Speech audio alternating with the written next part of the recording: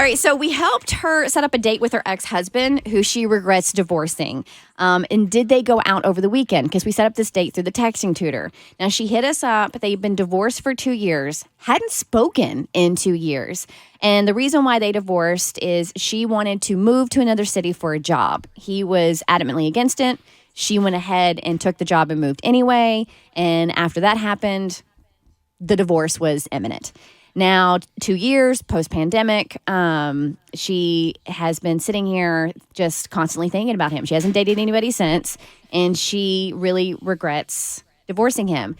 And that regret might be amplified by the fact she doesn't like the job. The job didn't turn out to be what she thought it was. So she wants to quit the job, and she's moving back to her hometown where her ex-husband is, and she wants him back.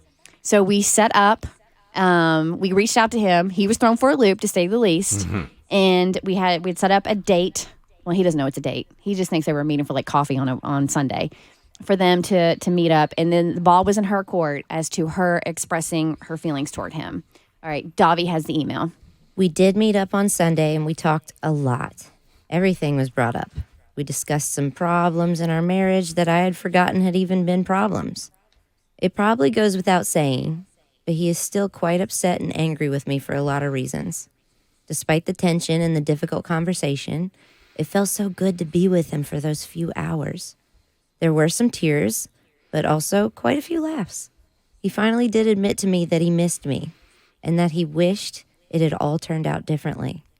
I told him I was sorry and I regretted choosing anything over him. The emotion seemed to be too much, and he tried to change the subject. After dinner, we ended up talking in the parking lot and then in his car for quite a while after. We ended up kissing, which felt amazing. Right after that, he said we should probably stop. He said he needed to go home and think. So I got out of the car and I got in mine. The next morning, he sent me a text.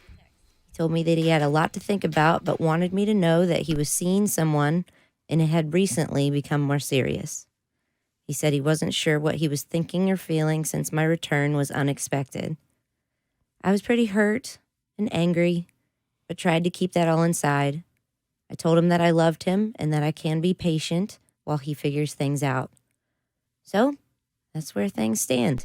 I still have to figure out what to do and how to be patient. I just don't know what to do now. Patience is not something I'm good at. I mean, that's the only thing you can do now. All right, so my mind's not 100% clear this morning, but did she say that she was like angry and hurt? But she had, if I remember correctly, she hadn't talked to him in 2 years and they've been divorced 4 years, right? He's still angry and hurt. They've been divorced. Oh, he's still angry. Okay. Yeah. No, and she said when she did say she was angry and hurt too. Yeah, when she found out he was dating somebody and he wasn't sure what he was thinking or feeling since her return, she said she was pretty hurt and angry. But you can't, like, if he's dating somebody and serious about that person, you all have been divorced for 2 years. Like, he's definitely within his right to move on. Of course, yeah. That's what struck me as weird, right? Yeah. So she put it out there, and now he knows. And there's no forcing this issue. You did everything you could, and it seems like you all had a good night. So he just has to figure it out. And at that point, you just have to respect it. Like, you made a decision 2 years ago to move and to pursue this job, which ended up causing the divorce.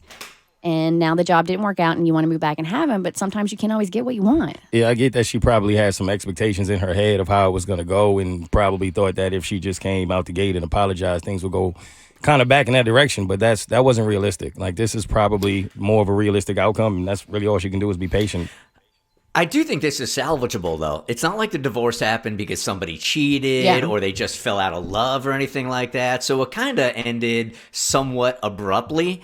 And for her to have the expectation that he was just going to be able to somehow mentally fall back right into this relationship with her is a little bit, it just wasn't going to happen. There was no way it was going to happen. So, of course, he's going to take some time to think about it. Mm-hmm. Davi? I'm just thinking about them having that serious conversation, closing down the restaurant. All the servers are sweeping up like, please get out of here. And then they take it into the parking lot. Have you been in parking lots having the most serious conversation of your life for like 18 hours? It feels like the sun's coming up. There's weird people meandering through the trash.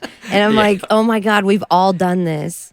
I had a very meaningful conversation in a parking lot because I was the statistician for a baseball team.